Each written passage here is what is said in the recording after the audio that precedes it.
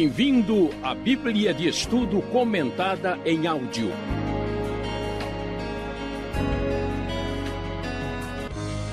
Estudo 38, baseado em Marcos, capítulo 15 e 16.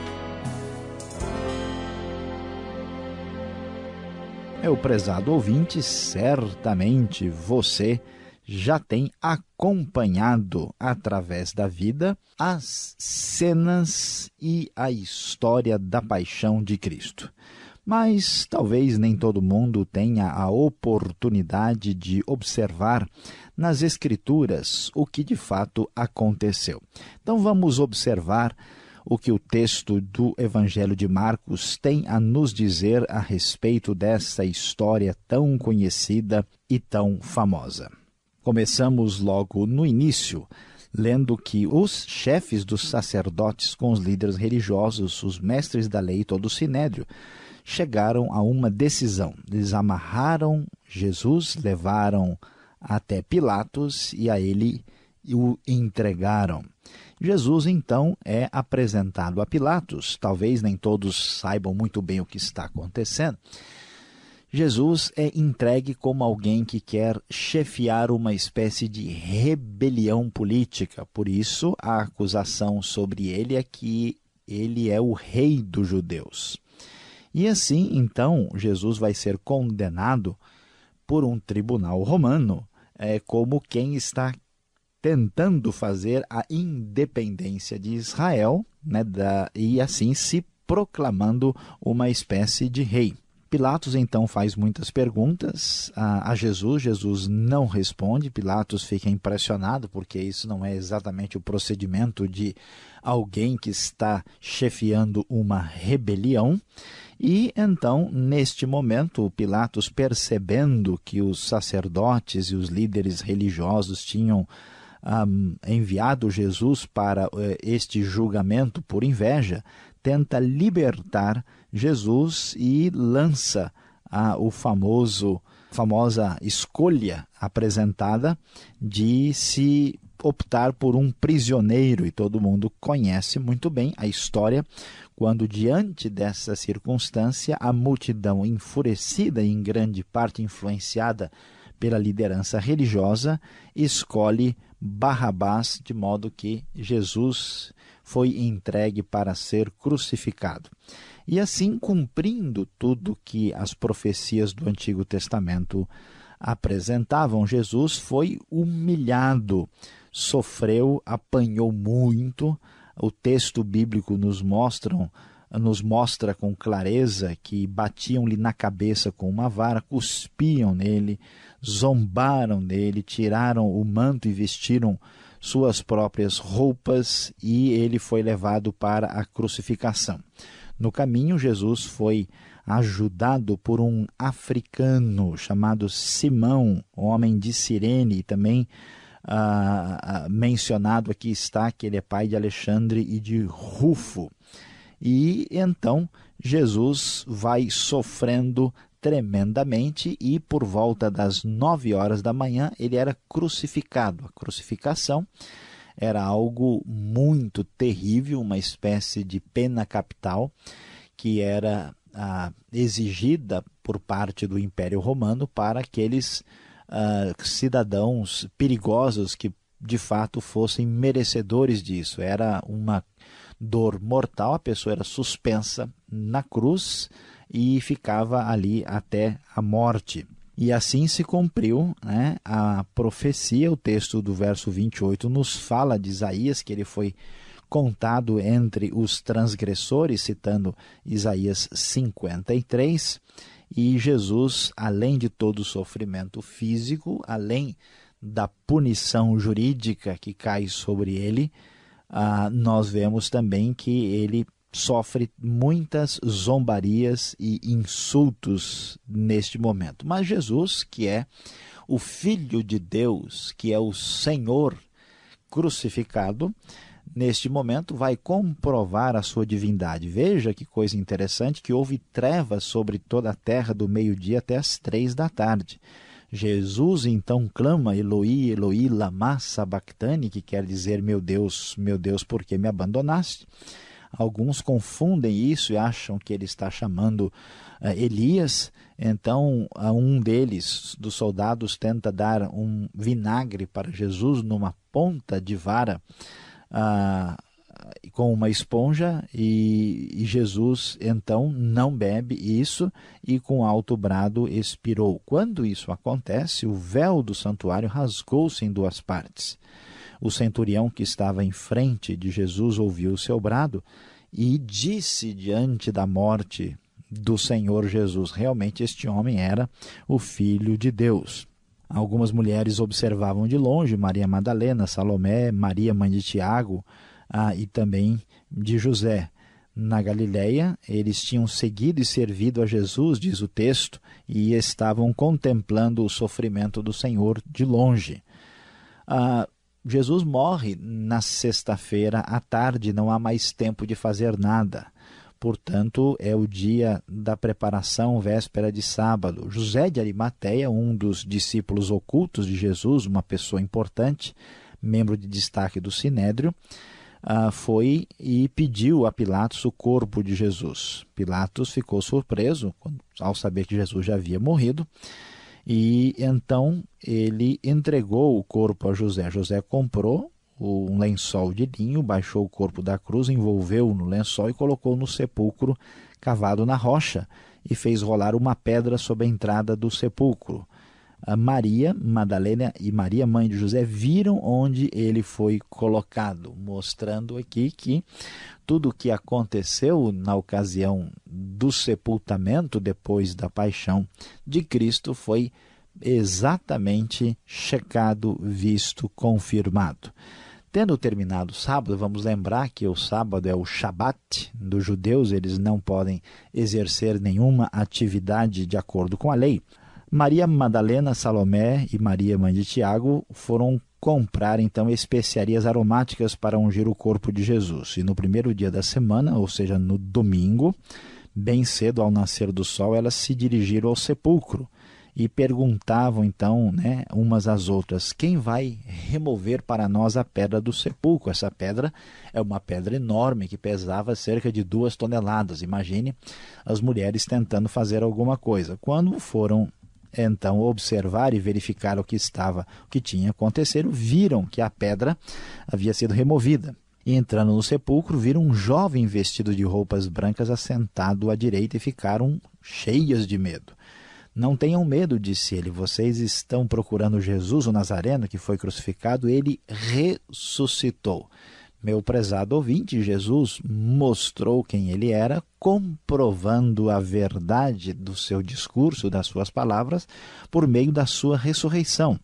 O texto vai adiante e diz: vejam o lugar onde o haviam posto, vão e digam aos discípulos dele e a Pedro, ele está indo adiante de vocês para a Galileia, lá vocês o verão como ele lhes disse.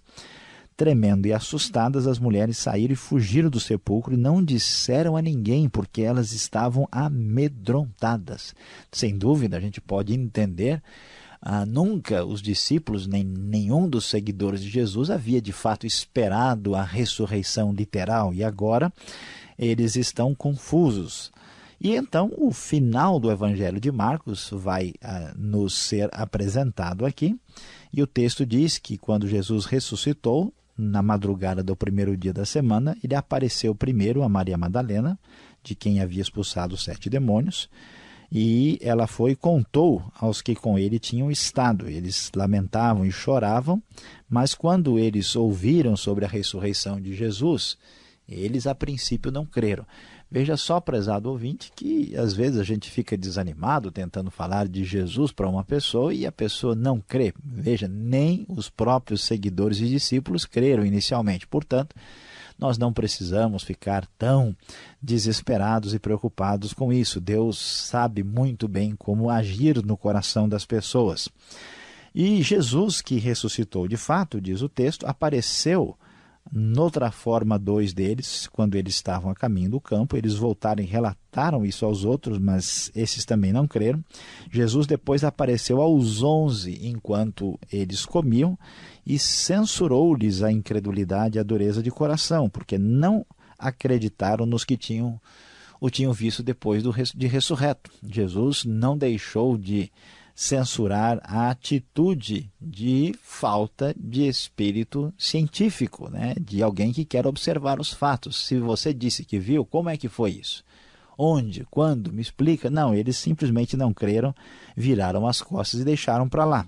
E então Jesus, à semelhança do que nós vemos no final do Evangelho de Mateus, Jesus ordena aos seus discípulos que anunciem esta mensagem, como nós estamos fazendo agora, a mensagem de salvação através de Cristo, que passou pela paixão e que venceu a morte através da sua ressurreição. E ele disse: vão pelo mundo todo e preguem o evangelho a todas as pessoas. Quem crer e for batizado será salvo, mas quem não crer será condenado. Estes sinais acompanharão os que crerem. Em meu nome expulsarão demônios, falarão novas línguas, pegarão em serpentes e, se beberem algum veneno mortal, não lhes fará mal nenhum. Imporão as mãos sobre os doentes e esses ficarão curados. Jesus apresenta sinais extraordinários que acompanharam a mensagem de salvação, autenticando verdadeiramente a história da paixão, da redenção e da ressurreição. E assim, depois de ter falado tudo isso a eles, o Senhor Jesus foi elevado aos céus e assentou-se à direita de Deus. Então os discípulos saíram e pregaram por toda parte, e o Senhor cooperava com eles, confirmando-lhes a palavra com sinais que a acompanhavam. Meu prezado ouvinte, você acompanhou a famosa história da paixão de Cristo, paixão seguida de ressurreição vitoriosa. Cristo sofreu tudo, sofreu terrivelmente para que nós não tivéssemos mais que pagar pelos nossos pecados, nem sofrer pelas nossas iniquidades. Que Deus abençoe o nosso coração hoje no encerramento do Evangelho de Marcos.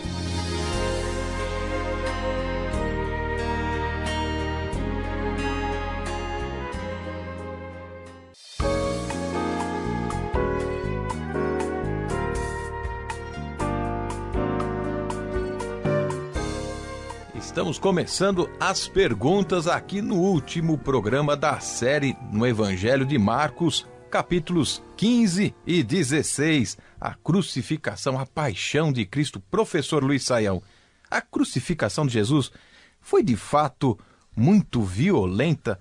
O filme A Paixão de Cristo, será que exagerou nas cenas de violências? E o relato de Marcos faz sentido tudo isso? Pastor Alberto, nós precisamos aqui dar atenção aos fatos da história. A crucificação, ela de fato era uma cena horrorosa. Nem todo mundo talvez tenha ideia do que significava sofrer uma acusação desse tipo e ser tratado como um condenado nos dias do Império Romano, o Império militar, o império dedicado à conquista cruel dos seus subordinados.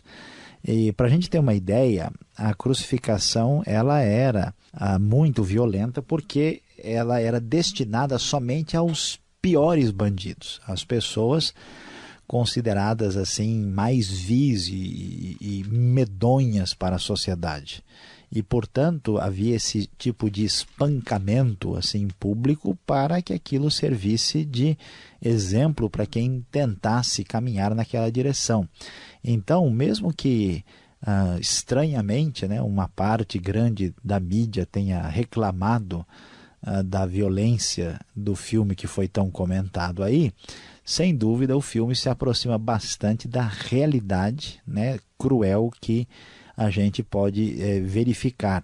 A pessoa carregava, de fato, um madeiro de cerca de 20 quilos, era espancada brutalmente, era insultada, cuspida, né, da maneira como nós vemos aí. Inclusive, a arqueologia descobriu gente que foi crucificada e que tinha lá os ossos quebrados, inclusive. A gente sabe que, além de isso acontecer no próprio processo, depois também eles quebravam os ossos da pessoa após a própria crucificação. Então, não podemos dizer que as cenas foram além da realidade. Que elas foram violentas, não resta dúvida, porque a crucificação foi de fato horrivelmente violenta na condenação que o Império Romano reservava para os piores criminosos de sua época.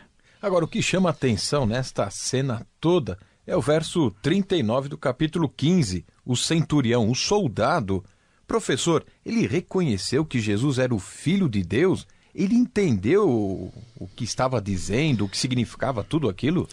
Pastor Alberto, é interessante observar como é que o Evangelho de Marcos está tratando dessa situação. Vamos prestar atenção que aqui a gente já viu a história do homem aqui de Cirene, né? Que é o Simão, e que aparece aqui como um gentil, como um estrangeiro, como um africano envolvido na crucificação de Jesus.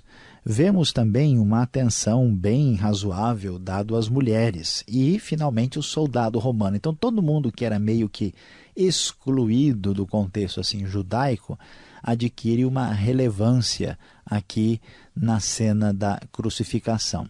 E é interessante que o homem que está vendo tudo isso, ele faz parte do regimento, né, do exército romano, né, que está condenando e crucificando Jesus. Diante de tudo que ele viu, da mudança, né, do cenário climático, da escuridão, de tudo que ele observou, e quando ele viu Jesus morrer, ele reconheceu. Agora, é muito pouco provável que ele tenha entendido que Jesus era o Messias, que ele era o Salvador, porque ele não sabia nada disso. Esse homem acreditava que existia um Deus. Ele falou, né, olha, esse homem era divino, porque não é possível uma pessoa morrer do jeito que ele morreu. Então, ele reconheceu que a pessoa de Jesus vinha da parte de Deus. É assim que devemos entender o texto, por isso que até algumas versões às vezes colocam que ele era um filho de Deus, tentando entender aqui a maneira do soldado romano se expressar.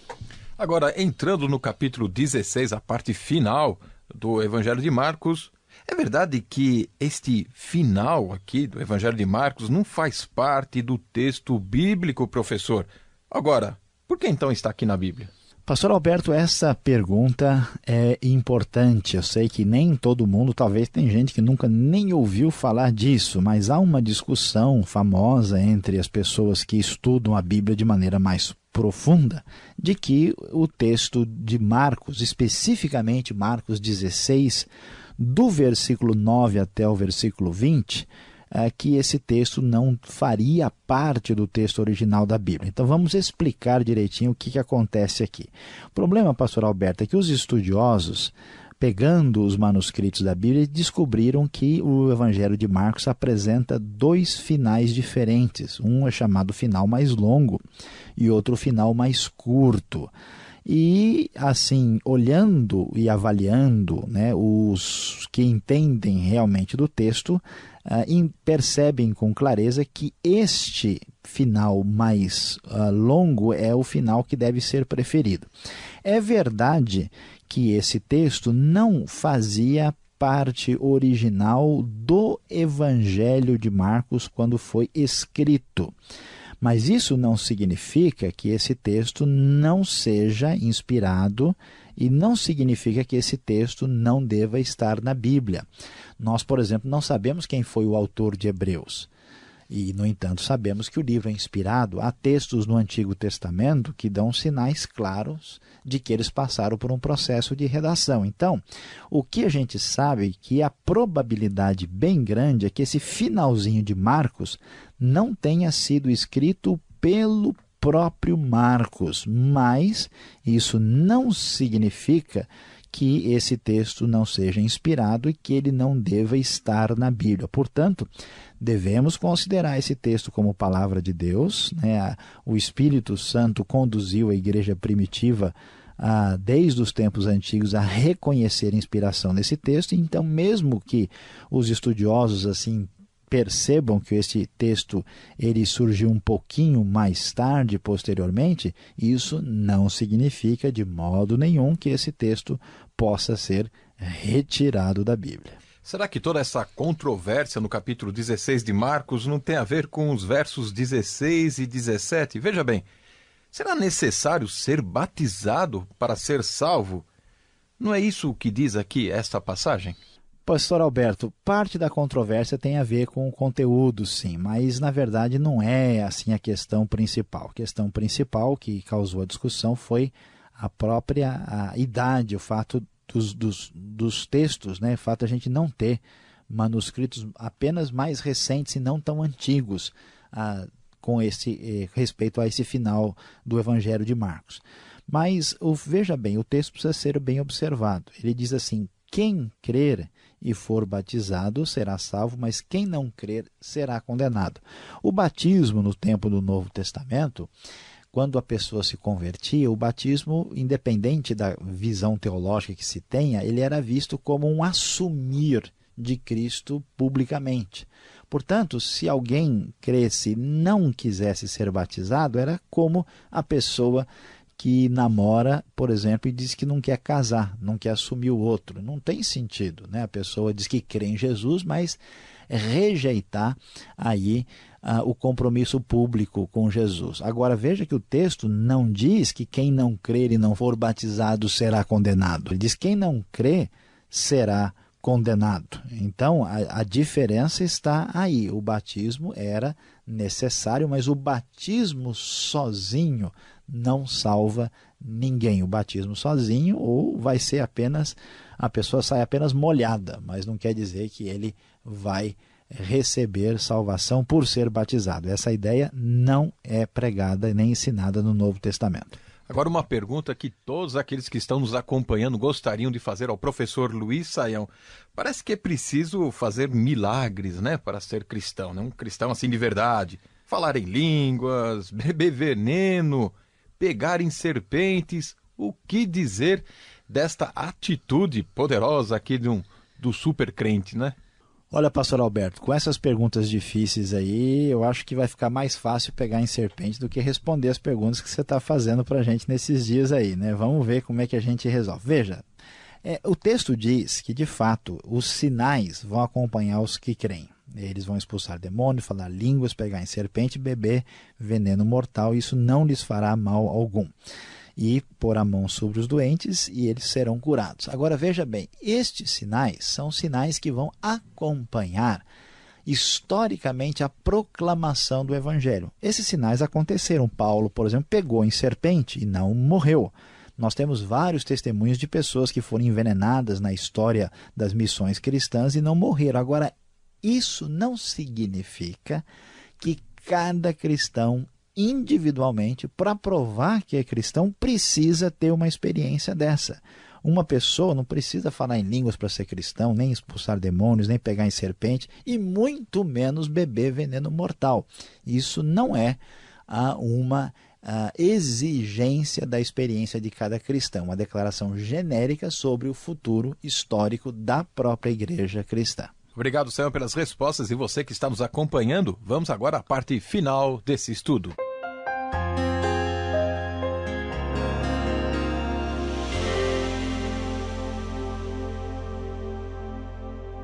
No Rota 66 de hoje, você acompanhou conosco o desfecho do Evangelho de Marcos. Falamos sobre os capítulos 15 e 16, ressaltando as cenas da Paixão de Cristo, que foi o nosso tema. Você viu como Jesus sofreu, foi crucificado e violentamente espancado pelos seus perseguidores, pelo Império Romano, que acabou condenando como uma espécie de criminoso de pior perigo possível. A morte de Jesus, o seu sepultamento, a sua ressurreição são descritas e nós vemos como Jesus vitoriosamente venceu a morte para nos dar a vida eterna, a salvação. Pois é, meu prezado ouvinte, terminando o Evangelho de Marcos, nós descobrimos que a história da paixão e da ressurreição comprovam para todos que Jesus é Deus, é o Senhor e que nos trouxe a verdadeira salvação.